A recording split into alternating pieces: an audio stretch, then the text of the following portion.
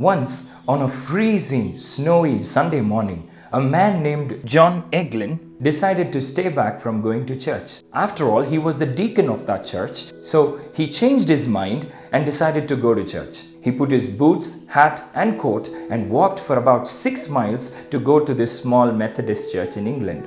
When he went to the church, he found that there were only 13 people, including one new visitor on that Sunday morning.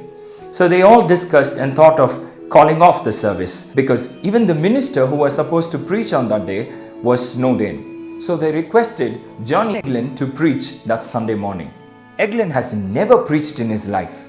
That was the first time he stood behind the podium and shared few words for about 10 minutes. He drifted here and there and he preached whatever came into his mind. But at the end, there was a 13-year-old boy who was seated there and he was a visitor on that Sunday morning. Eglin looked sternly into his eyes and said, "Young man, look at Jesus. Look, look," he said. Did this small sentence make a difference in that young boy's life?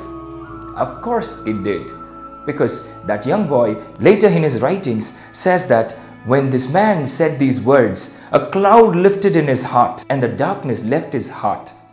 Well, you might be wondering who this little boy is. This little boy was later titled as England's Prince of Preachers. He is none other than Charles H. Spurgeon, a mighty preacher of his times. Did you just see that one small sentence made a huge difference in somebody's life? Your one small encouraging word, your one small status, your one small verse that you're posting on your WhatsApp status or your Instagram can really make a big difference in somebody's life.